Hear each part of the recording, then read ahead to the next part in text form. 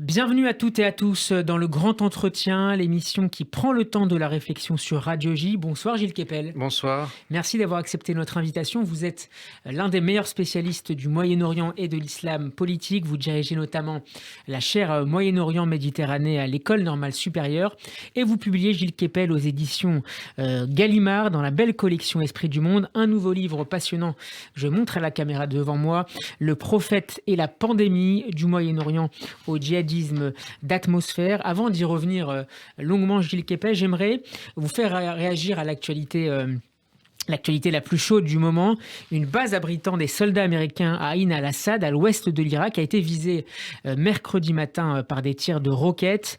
Une attaque qui intervient 2 jours avant la visite historique du pape François en Irak, mais aussi alors que la reprise du dialogue entre Washington et Téhéran peine à se concrétiser, à se formaliser, malgré les efforts des Européens et la main tendue par l'administration de Joe Biden. Est-ce qu'il faut s'attendre, Gilles Kepel, à une série d'accrochages similaires dans les prochaines semaines?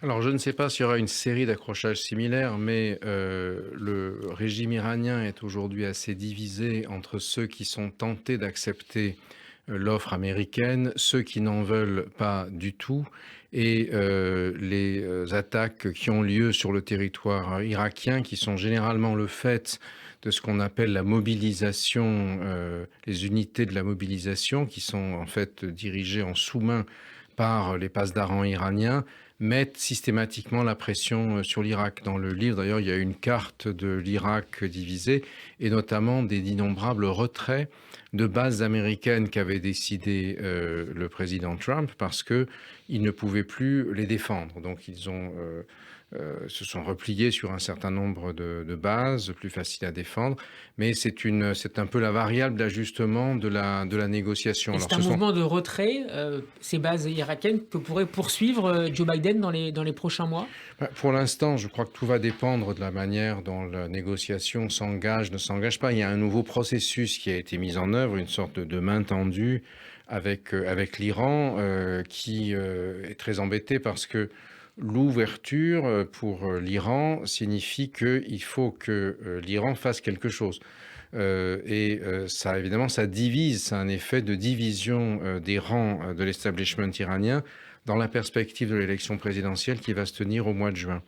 Je ne pense pas que les Iraniens désirent faire une attaque massive, mais au contraire, ce sont des anicroches qui ont pour objet d'améliorer leurs mains dans la perspective éventuelle d'une négociation, avant même que la négociation ne se mette en place. Alors, un raid américain, le premier de l'ère Biden, a eu lieu la semaine dernière à l'est de la Syrie contre des milices pro-Iran, les unités de mobilisation populaire.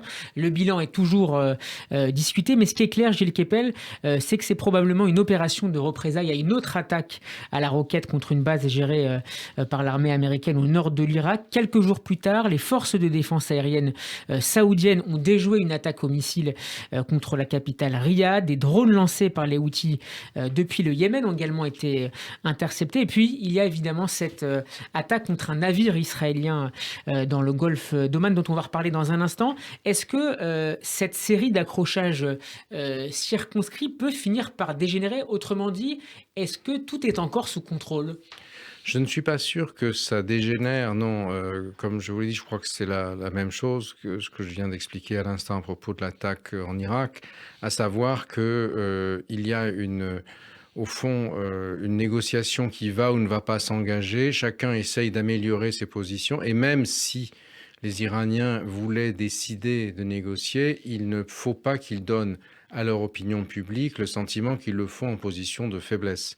Donc, il faut montrer qu'ils conservent la main, une capacité de nuisance dans la région.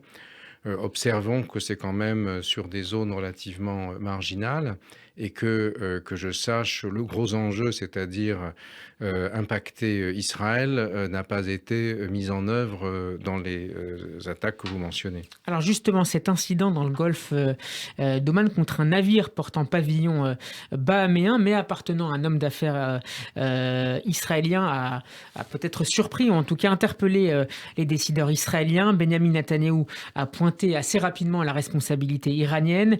Téhéran dément de son côté toute implication. Pour tous, en tout cas, c'est un nouvel épisode de ce qu'on appelle en Israël Amaracha ben Amilchamot, la campagne militaire entre les guerres opposant l'État hébreu à l'Iran. On lit dans la presse locale que l'état-major et les services de renseignement israéliens divergent sur la réponse à apporter à cette attaque dont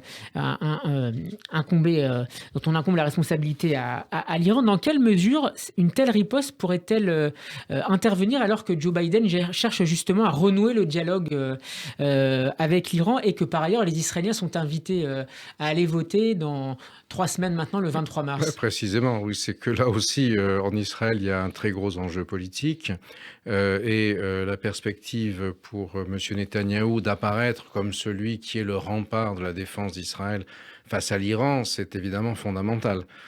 S'il apparaissait comme quelqu'un qui laisse tomber la sécurité d'Israël pour gagner les élections, ça serait à son détriment.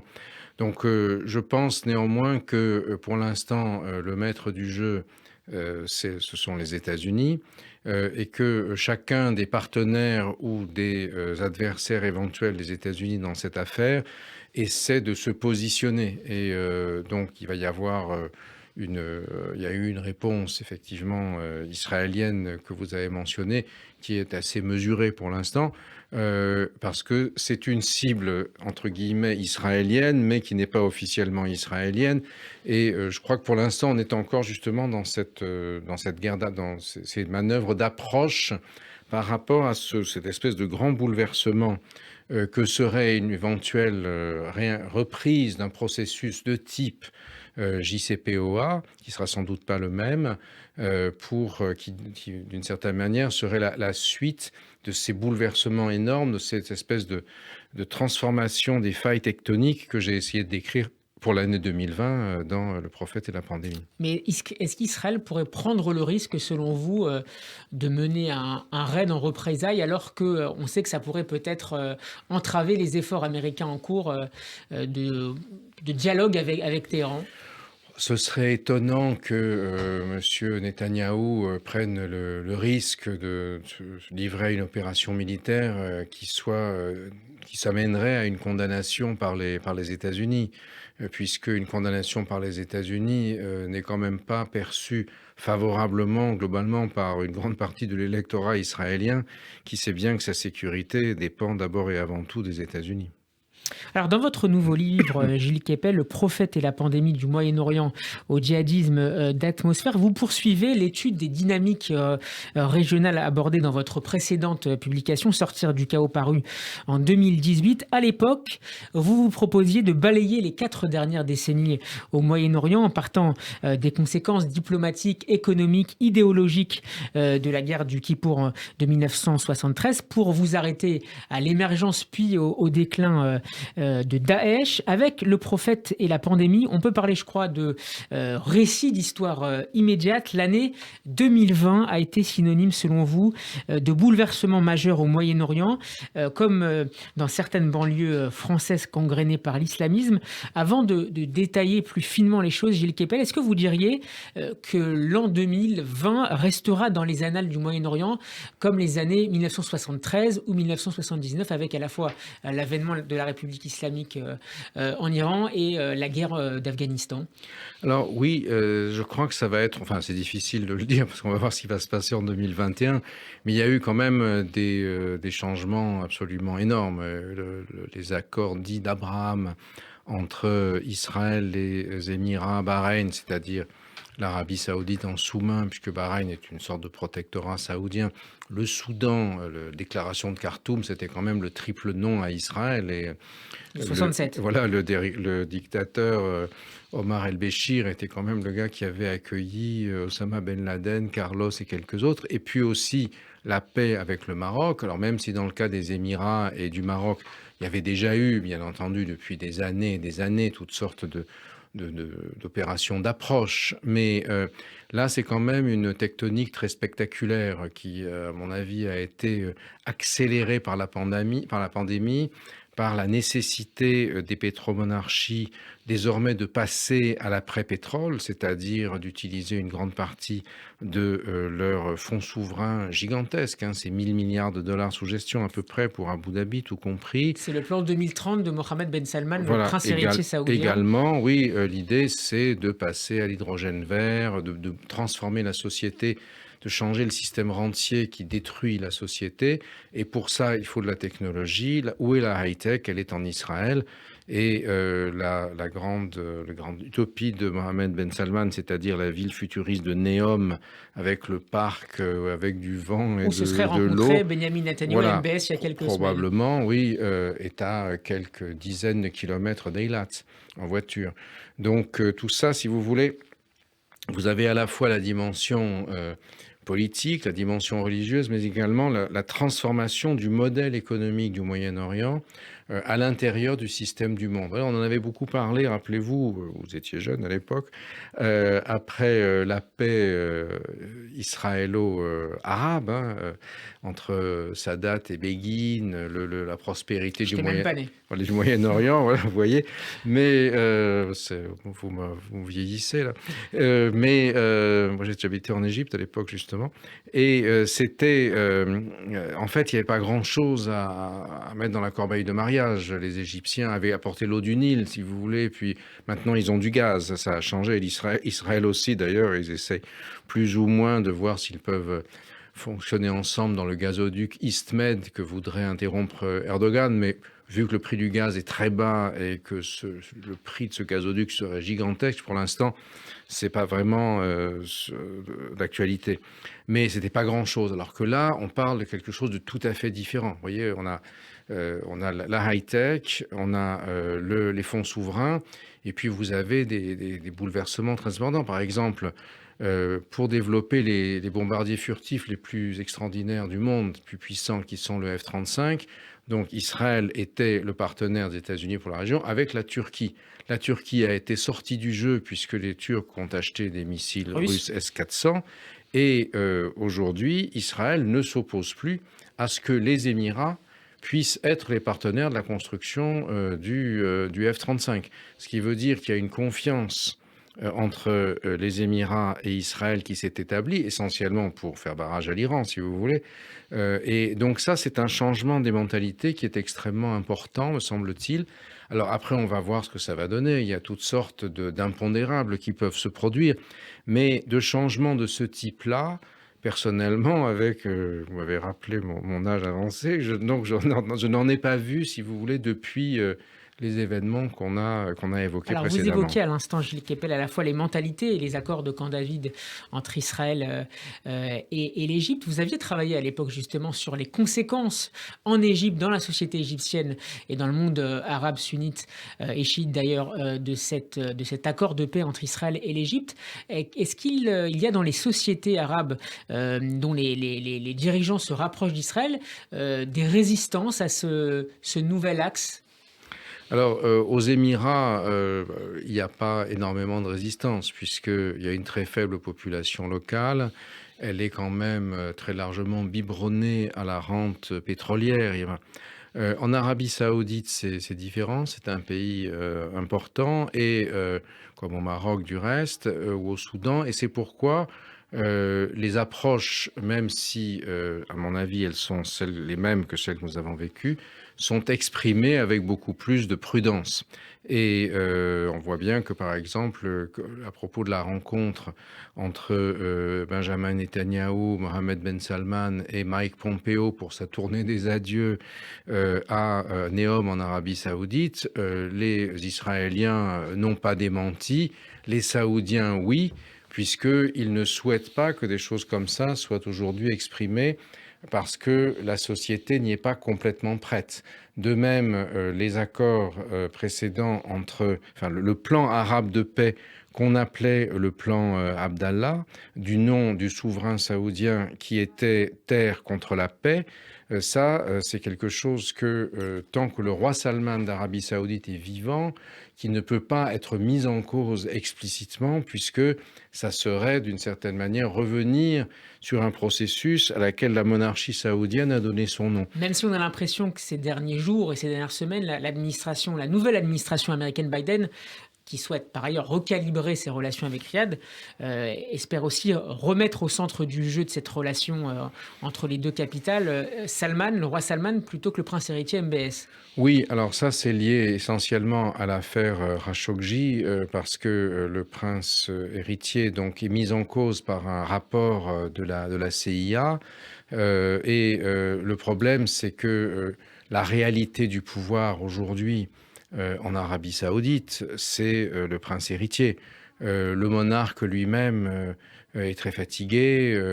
Il a bien sûr son conseil, mais c'est son fils qui prend toutes les décisions politiques. Donc il y a un côté un petit peu, disons, rhétorique dans cette affaire.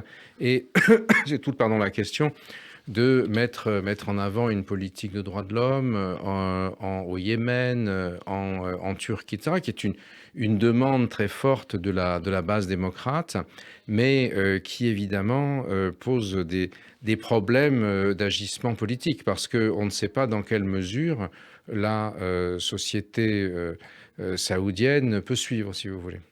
Alors, si, comme vous l'écriviez, Gilles Kepel, dès le début de votre livre, la Méditerranée et son environnement sont devenus, en 2020, la région la plus explosive de la planète, c'est parce que deux facteurs de déstabilisation s'y sont agrégés de manière extraordinairement simultanée. La pandémie de la Covid-19 et l'effondrement des prix du pétrole. Arrêtons-nous sur la pandémie d'abord.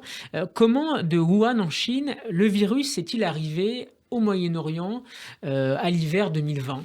Alors le lieu le plus spectaculaire, c'est l'Iran, justement, avec la présence d'une part d'un certain nombre de conseillers chinois, de travailleurs chinois, et puis aussi parce que la théocratie chiite au pouvoir n'a pas pu prendre de mesures prophylactiques dans les pèlerinages. Et donc vous avez eu les pèlerinages au tombeau des saints du chiisme qui attirent des foules considérables de tous les chiites de la région, avec beaucoup de religiosité, les gens qui embrassent les tombeaux, évidemment qui n'utilisent pas de gel hydroalcoolique entre les uns et les autres. Et ça, c'est un facteur de cluster absolument extraordinaire. L'Iran a été très touché tout de suite. Moins que l'Arabie Saoudite, malgré les pèlerinages qui suivront dans les semaines. Oui, mais alors parce que l'Arabie Saoudite va interdire les pèlerinages très rapidement. Et en particulier, le grand pèlerinage de la Mecque, qui avait lieu cette année à la fin du mois de juillet, a été réduit à la portion congrue par l'Arabie, avec quelques milliers de résidents locaux dûment éloignés les uns des autres, ce qui a donné n'a pas donné l'image de force extraordinaire de l'islam que donnent chaque année les 2 millions à 3 millions de pèlerins qui y sont rassemblés. Et c'est dans le contexte de cette vacuité saoudienne que Recep Tayyip Erdogan saisit l'opportunité pour la réislamisation de Sainte-Sophie, pour s'affirmer comme une sorte de leader musulman qui, lui, n'hésite pas à proclamer l'excellence, la primauté du religieux. C'est même des grandes dates que vous mettez en avant, le 24 juillet 2020. À vrai dire, Recep Tayyip Erdogan est l'un des personnages clés de cette période et donc de votre livre. Quel est l'objectif de ce que vous qualifiez de coup de force des Turcs ? Alors, c'est beaucoup de choses à la fois. D'abord, la date. C'est ça qui est intéressant, si vous voulez, parce que beaucoup d'amis qui suivent un peu la région m'ont dit, effectivement, on a vu cette réislamisation de Sainte-Sophie, mais on n'a pas accordé plus d'attention que cela. C'est deux choses. D'abord, en histoire, en diachronie, si j'ose dire, c'est le 97e anniversaire du traité de Lausanne, c'est-à-dire le résultat de la mobilisation militaire d'Atatürk entre 1920 et 1923 pour faire annuler le traité de Sèvres après la Première Guerre mondiale qui avait coupé l'Anatolie en petits morceaux avec un bout aux Grecs, un bout aux Arméniens, présence des Français, des Italiens, etc. et reconstituer un territoire qui sera pour l'essentiel celui de la République turque. Donc c'est l'Atatürk militaire, le Gazi comme on dit en turc, victorieux, dans lequel il met ses pas pour tordre le bras à l'Atatürk laïque qui, lui, en 1935, désacralise la mosquée qui avait été faite à Sainte-Sophie en 1453 avec la chute de Constantinople par le sultan Mehmed Fatih. Et donc, ça lui permet de le faire, si vous voulez. Il se réclame d'un Atatürk pour tordre le bras à l'Atatürk laïque, voulant extirper la laïcité de la Turquie, alors que la laïcité turque a été construite dans les années 20, essentiellement sur un modèle français. Et vous rappelez un certain nombre de noms, de mots qui s'appuient en fait sur le lexique français. Oui, le lexique français décalqué, mais plus encore, si vous voulez, dans le mausolée d'Ankara d'Atatürk, il y a un exemplaire du contrat social de Jean-Jacques Rousseau, annoté en français de la main d'Atatürk, vous voyez. Et ça, c'est un enjeu très important. Cette expansion de la laïcité, c'est aussi l'un des éléments qui, je crois, dans le subconscient d'Erdogan, exprime sa hargne contre la France et contre le président Macron. Parce que vous savez que, comme Erdogan a conseillé à Macron d'aller voir le psychiatre, d'aller se faire soigner mentalement, quand on suggère à quelqu'un d'aller se faire soigner chez le psy, parfois on peut poser la question si celui qui fait le diagnostic lui-même n'en a pas besoin. Il y a d'ailleurs une conversation mardi entre Erdogan et Emmanuel Macron. C'est la première conversation entre les deux dirigeants depuis le mois de septembre. Oui, tout à fait, parce que Erdogan, si vous voulez, ne peut pas pousser son avantage au maximum. Parce que la Turquie n'est plus l'Empire ottoman de Soliman le Magnifique. Il y a quelque chose qui s'appelle l'Union européenne, qui est le principal marché d'exportation aujourd'hui des entreprises turques. La Turquie est un pays industrialisé, donc il y a besoin d'exporter.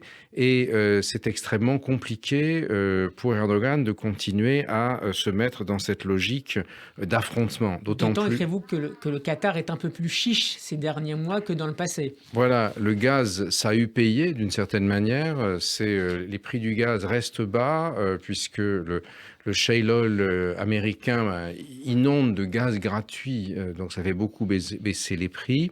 Et par ailleurs, l'administration Biden n'est pas du tout disposée à laisser à Erdogan la bride sur le cou avec les missiles russes S-400, alors que Trump avait fait un gentleman's agreement entre eux, les deux familles, Trump et Erdogan, faisant du business par ailleurs à travers leurs deux gendres, et n'avait pas donné suite aux hurlements du Pentagone, disant il n'est pas question qu'un membre de l'OTAN, à savoir la Turquie, achète des missiles russes. Parce que si vous voulez, imaginons par exemple que les Turcs aient des F-35 et utilisent les S-400 pour s'amuser à les traquer, ça veut dire que la capacité furtive du F-35 va disparaître. Donc c'est un danger massif. Donc, ce qui explique que les Américains ont retiré le programme F-35 de la Turquie, mais la question des missiles russes est aujourd'hui une pomme de discorde très forte avec l'administration Biden. Et par ailleurs, il y a 45 000 prisonniers politiques en Turquie. La presse a été muselée, etc. Donc ça aussi, c'est un sujet, notamment pour le Congrès américain, qui a voté un certain nombre de résolutions. Biden ayant traité par ailleurs Erdogan d'autocrate, sans compter qu'il a fait l'essentiel de sa carrière politique en Nouvelle-Angleterre, c'est-à-dire que le vote grec a été très important pour lui. Gilles Kepel, on va poursuivre dans un instant ce passionnant dialogue autour de votre dernier livre, Le prophète et la pandémie. On reviendra longuement dans cette deuxième partie sur l'alliance d'Abraham qui s'est forgée en réponse à l'axe chiito-frériste par lequel d'ailleurs on va commencer cette deuxième partie. Mais pour l'introduire, je vous propose, chers auditeurs, d'écouter une chanson qui symbolise à elle seule le rapprochement entre Israël et les monarchies du Golfe. Le titre s'intitule Ahlan Bik et il est interprété par l'Israélien Elkana Marciano et l'Émirati Walid Al-Jassim. Ahlan Bik qui signifie, Gilles Kepel, bienvenue. Bienvenue. On revient dans un instant pour la deuxième partie du grand entretien avec le politologue Gilles Kepel. La suite du grand entretien avec Gilles Kepel à l'occasion de la sortie de son livre Le prophète et la pandémie, paru aux éditions Gallimard. On parlait de Recep Tayyip Erdogan tout à l'heure, Gilles Kepel. Il mène la danse d'une coalition assez hétéroclite qui rassemble les frères musulmans financés par le Qatar et l'Iran pourtant chiite. Comment cet agrégat diplomatico-militaire s'est-il formé et quels sont ses objectifs ? Alors il est d'autant plus surprenant que, par exemple, dans la question syrienne, la Turquie et l'Iran étaient aux antipodes. L'Iran soutenait le régime de Bachar el-Assad à travers le Hezbollah, à travers les passes d'Aran, à travers les miliciens chiites envoyés partout pour servir de supplétifs d'infanterie, alors que la Turquie d'Erdogan organisait le passage des armes, des munitions pour l'opposition et d'ailleurs a laissé aussi largement passer ensuite les gens de Daesh qui faisaient l'aller-retour entre l'Europe et cette région. Et puis en fait en 2016, il y a en juillet 2016, cette tentative de coup d'État encore mal élucidée contre Erdogan. Il soupçonne un prédicateur qui était son allié autrefois, Fethullah Gülen, qui est réfugié aux États-Unis, en Virginie, pas très loin effectivement des locaux de la CIA. Et donc il va tout d'un coup se rapprocher des Russes. À la fin de l'année 2016, il accepte de cesser d'approvisionner Alep, qui était la principale ville tenue par l'opposition syrienne, et Alep tombe aux mains du pouvoir syrien. Et à partir de ce moment-là, il abandonne l'idée de faire tomber le régime Bachar el-Assad, et il va se focaliser sur une chose essentiellement, empêcher les Kurdes de Syrie d'aider les Kurdes de Turquie à menacer son régime. Il va s'allier avec l'extrême droite turque, le parti nationaliste MHP, qui donne les loups gris, dont certains nervis ont agi en France aussi contre les Arméniens et contre les Kurdes. Et ce bouleversement qui va rapprocher la Russie, qui soutenait aussi Assad, de la Turquie, va également amener l'Iran dans la danse. C'est ce qu'on appelle les accords d'Astana qui se produisent en 2017 pour essayer de créer une désescalade militaire en Syrie. L'objectif des trois étant d'éliminer les Occidentaux de la région, c'est-à-dire les Français, les Américains, les Britanniques, etc. Avec un certain succès. Oui, effectivement. Et donc de créer cette espèce d'alliance qui va... Alors, pas avec les Russes, bien sûr, cette fois-ci, mais entre Qatar, pays arabophone, qui subissait par ailleurs un blocus saoudien. Ça s'est passé ensuite, exactement. Justement, mais tout près, après l'accord d'Astana, dans les mois qui ont suivi, le mois qui a suivi d'ailleurs, la Turquie, pays turcophone sunnite, et l'Iran, pays persanophone chiite. Alors, on était, par exemple, la dernière carte de mon livre précédent, Sortir du chaos, montrait la constitution de croissants chiites et du bloc sunnite face à lui. Mais Fabrice Balanche, qui a fait les magnifiques cartes du précédent et aussi celle-ci, montrait déjà que le bloc sunnite était fracturé sur cette carte, et je l'ai aussi expliqué dans le livre, entre les soutiens des frères musulmans et leurs adversaires. Et là, ce qui s'est passé, c'est que ce bloc, cet axe que j'appelle la triplice, pour faire un clin d'œil à la Première Guerre mondiale, moi non plus, je n'étais pas né à l'époque, rassurez-vous, c'était la triplice fréro-chiite, c'est l'alliance de tous ceux qui défendent l'islam politique, si vous voulez. Puisque, en fait, l'islamisme iranien a lu beaucoup, comme les chiites arabes d'Irak d'ailleurs, Hassan el-Banna, Sayyid Qutb, tous les fondateurs des frères musulmans. Et pour eux, ça n'avait pas d'importance, les frères musulmans, à différence sunnites chiites. L'ayatollah Baqir es-Sadr, qui a écrit en arabe un livre sur notre économie, était l'un des auteurs les plus révérés par les frères musulmans, alors qu'il était chiite lui-même, vous voyez. Et un jour, là, en rencontrant... Monsieur Javad Zarif, ministre des Affaires étrangères iranien, un jour était venu à Paris, il me dit, mais il faut absolument que les frères musulmans aient une place au Moyen-Orient, ce sont des acteurs importants. Ils ont été très nourris de cette culture, si vous voulez. Donc, ça permet de dépasser un peu l'affrontement strictement sunnite-chiite qu'on avait beaucoup présenté, en montrant qu'en fait, il y a un clivage d'un côté l'axe de l'islam politique, qu'il soit sunnite ou chiite, et de l'autre côté, ceux qui sont dans la logique d'Abraham. Et on l'a vu par exemple avec la campagne anti-française menée par Erdogan à l'occasion de la republication des caricatures de Charlie puis du discours d'Emmanuel Macron au Muro sur le séparatisme islamiste. Les premiers qui ont commencé dès qu'ils ont senti qu'ils pouvaient le faire, parce que la campagne avait très bien pris dans le monde musulman, parce que le texte n'avait jamais été traduit en arabe, enfin, ça a été très mal géré par notre diplomatie. Les premiers qui ont commencé à expliquer, attention, c'est pas les musulmans, c'est Erdogan qui joue sa carte, ce sont les Émiratis, et notamment Anouar Gargash, qui était à l'époque ministre d'État des Affaires étrangères aux Émirats. Alors l'autre bouleversement majeur de ces 14 derniers mois, un parfum presque apocalyptique, peut-être au sens positif du terme, c'est ce rapprochement spectaculaire, vous en avez déjà parlé dans la première partie, Gilles Kepel, entre Israël et plusieurs puissances du Golfe. Quelles sont les racines de ces accords d'Abraham? Est-ce que c'est simplement la crainte partagée de l'adversaire iranien, notamment à travers ses capacités balistiques et nucléaires, ou est-ce qu'il y a autre chose? Alors vous parliez tout à l'heure des raisons économiques et high-tech qui poussaient l'Arabie Saoudite à se rapprocher d'Israël. Est-ce qu'il y a autre chose? Alors, ça fait longtemps, hein, moi, ça fait une bonne dizaine d'années qu'en allant aux Émirats, dans un certain nombre de colloques, etc., il y avait souvent en visioconférence un ministre israélien parlant depuis Jérusalem. Et chaque année, le message était le suivant, c'est bon, on a eu des bisbilles, des malentendus, mais nous avons un même adversaire, l'Iran.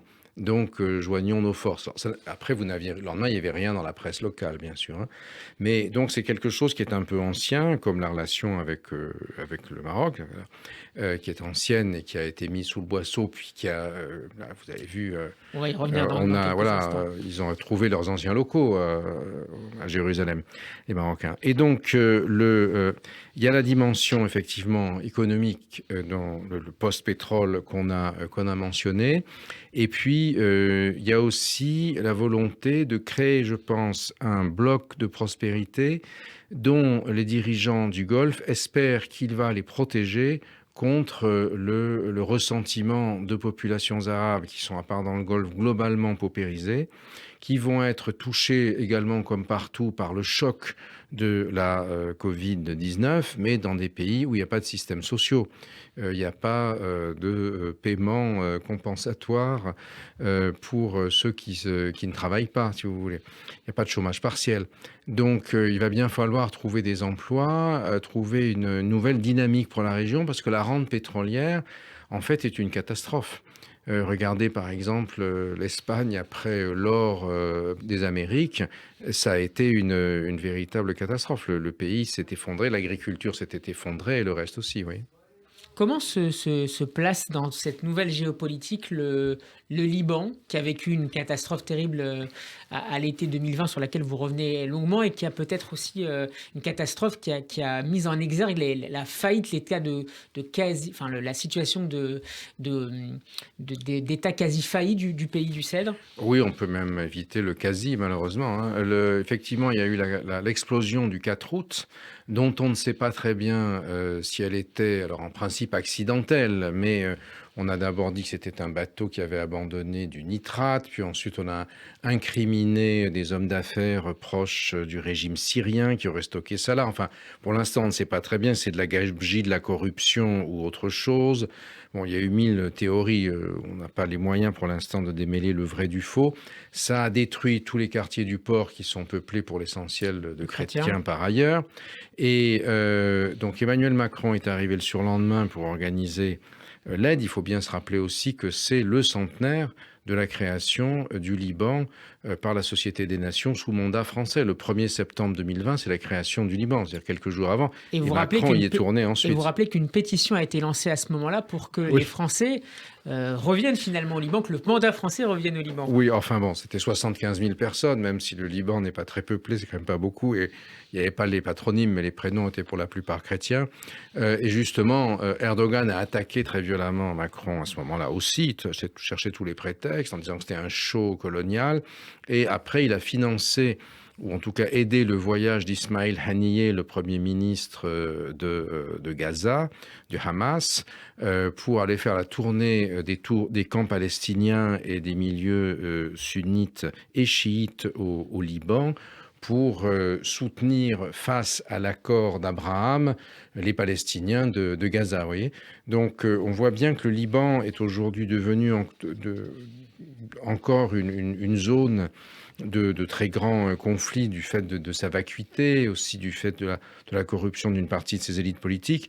Ce qui est le plus dramatique, c'est que le pays aujourd'hui voit sa classe moyenne qui le peut partir massivement. Tous ceux qui peuvent vendre leur savoir à l'extérieur s'en vont, les médecins, les ingénieurs, tout ça. Et ça, c'est une situation absolument dramatique pour le Liban, pour la France aussi, puisque le Liban était encore le grand pays, enfin même si c'était un petit pays, mais le pays où il y avait une francophonie très active dans la région. Gilles Kepel, vous évoquiez à l'instant le nom d'Ismaël Haniyeh. Des élections législatives, présidentielles doivent se tenir dans les prochaines semaines et dans les prochains mois, avec la participation à la fois du Hamas mais aussi du Fatah. Des réunions ont eu lieu il y a quelques semaines sous l'égide de l'Égypte. Comment le Hamas précisément intègre-t-il cette nouvelle cartographie géopolitique qui voit s'affronter un axe, vous le disiez tout à l'heure, frérot chiite et un axe dit d'Abraham?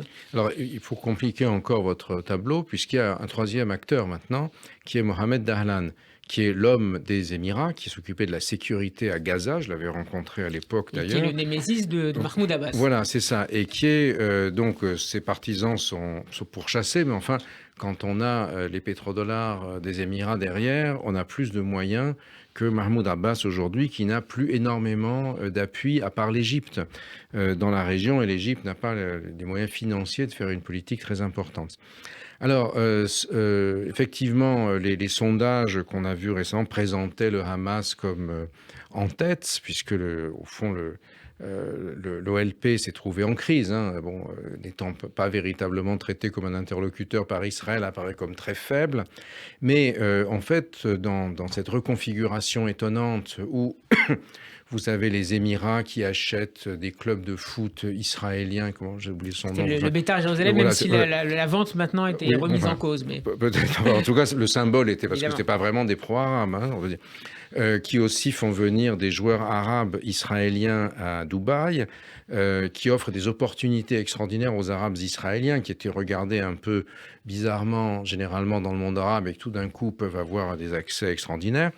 Vous avez aussi Mansour Abbas, qui n'a rien à voir avec Mahmoud Abbas, qui est le chef patron du RAM, c'est ça, voilà. Bon, dont les sondages actuellement ne donnent pas mais pas dans une forme extraordinaire, mais qui est prêt à soutenir, qui dit être prêt à soutenir Netanyahou et à s'abstenir de la liste arabe. Donc, justement, si on s'arrête sur ce dernier point, comment est-ce possible, comment imaginer que ce parti islamiste, antisioniste, et pas franchement proche de la ligne du Likoud, qui est, rappelons, un parti de droite, peut-il envisager une forme d'accord, c'est ce qu'a dit publiquement Mansour Abbas, un accord avec le Likoud après les législatives?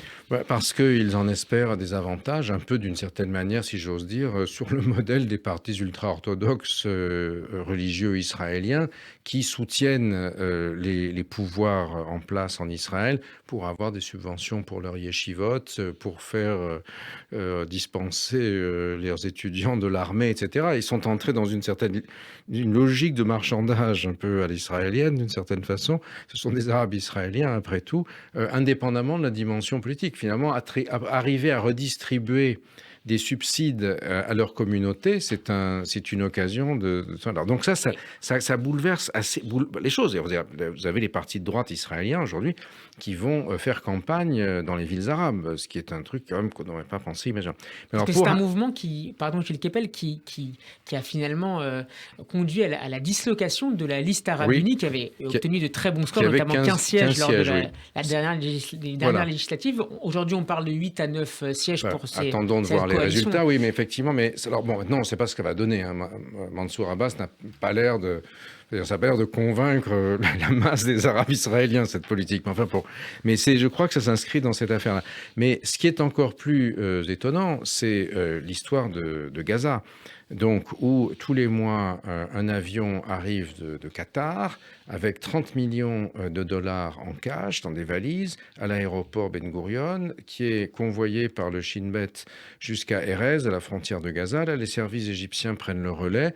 C'est apporté au Hamas qui redistribue distribue, avec j'imagine, des frais de dossier non négligeables, et pour éviter l'explosion sociale du territoire, qui a été déclarée par l'ONU la zone la plus difficile à vivre du monde, avec une démographie extraordinaire, des emplois inexistants, etc. Bon, tout ce qu'on connaît. Et le président israélien Reuven Rivlin, recevant Mohamed El-Hammadi, l'ambassadeur qatari pour la reconstruction de Gaza, et le remerciant pour ce financement de 30 millions, c'est-à-dire pour financer le Hamas globalement, enfin, qui finance le territoire Gaza, bien sûr, par le Hamas. Mais Hamas qui est en même temps la bête noire, le meilleur ennemi de l'État d'Israël. Donc, si vous voulez, vous avez cette espèce de changement des lignes qui est tout à fait stupéfiant. Et donc ça, ce sont des choses qui n'existaient pas vraiment, même auparavant, même si d'ores et déjà, à l'époque où Morsi était président égyptien, donc frère musulman, l'émir du Qatar était venu en Égypte et avait traversé la frontière entre l'Égypte et la bande de Gaza à Rafah, avec l'accord d'Israël, pour faire une tournée à Gaza et distribuer un certain nombre de subsides. Si vous voulez, c'est toute chose égale par ailleurs, c'est un peu comme des quartiers de banlieue où des jeunes mettraient le feu à la poste pour obtenir des emplois municipaux, vous voyez. Et du reste, Hamas a changé sa tactique. Aujourd'hui, ils n'envoient plus de missiles iraniens sur Israël, ils envoient des cerfs-volants enflammés pour mettre le feu aux champs à côté de Netivot et autres, lorsque les 30 millions de dollars ont du retard, vous voyez. Donc on est dans une logique transactionnelle tout à fait différente. Alors, dans la droite israélienne, il y a un certain nombre de voix qui se sont élevées en disant que c'était histoire de laisser subventionner le Hamas, mais évidemment, si vous subventionnez votre adversaire, si vous le faites subventionner par une tierce personne, vous le corrompez. C'est un peu la même histoire qu'il y a eu tout récemment pour libérer cette Israélienne un peu complexe qui était allée traverser la frontière, après Majd al-Shams dans le Golan, vers la Syrie.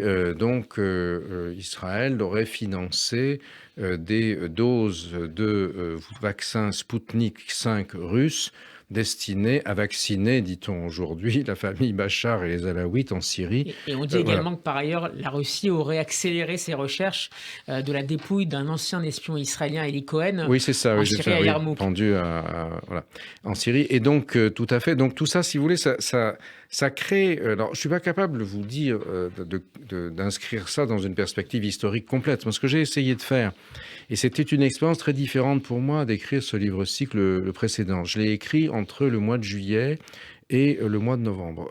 Avec Fabrice Balanche, on s'est dit, tiens, il y a beaucoup de choses qui changent. Vous n'avez pas écrit comme beaucoup d'autres auteurs pendant le confinement. Le premier. En fait, oui, j'y ai pensé pendant le début du confinement et je me suis installé dans le Midi, là, avec la Méditerranée sous les yeux. Donc, j'ai fait du terrain d'une certaine manière. Et surtout que j'étais à un endroit où passaient les migrants. Vous avez une photo de documents abandonnés par les migrants tout près de chez moi, près de la frontière italienne. Et donc, j'ai essayé d'observer tous ces événements, un peu comme les pièces d'un puzzle, en les inscrivant dans ce que j'avais vu auparavant. Le précédent, Sortir du chaos, c'était 40 ans. J'étais cloué au lit par la sciatique parce que j'étais condamné à mort par les djihadistes, sous protection policière dans une voiture un peu abîmée quand même, où le mot amortisseur appartenait davantage à l'imaginaire qu'à la réalité. Et donc, je ne pouvais pas bouger à cause de la sciatique, puis le stress aussi. Et du coup, j'ai écrit ce livre d'ensemble, si vous voulez, en essayant surtout de faire une synthèse. Là, c'est un livre extrêmement analytique, à chaud, qui essaye de comprendre ce qui se passe en temps réel. Alors, par exemple, j'avais écrit la partie sur les accords d'Abraham dès le mois d'août. Après, les Soudanais signent, puis les Marocains signent, donc je réinsère ça dans la démonstration, mais ça marchait, si vous voulez. C'était comme une pièce du puzzle qui manquait et que j'aurais rajouté. Et c'était pour moi quelque chose d'assez fascinant à faire. J'ai bénéficié d'un site extraordinaire qui s'appelle Al Monitor, qui est qui est accessible gratuitement, qui est quelqu'un que je connais, qui vit aux États-Unis, qui a fait ça, et un mécène, et sur lequel vous pouvez suivre toute l'actualité. Les correspondants, mais en Israël, qui sont formidables, Ben Caspit et deux autres, Mazal Moalem et Rina Bassist. Et dans les autres pays, vous avez un gars qui est correspondant à Idlib, vous avez plein en Turquie, dans les Émirats, en Iran, etc.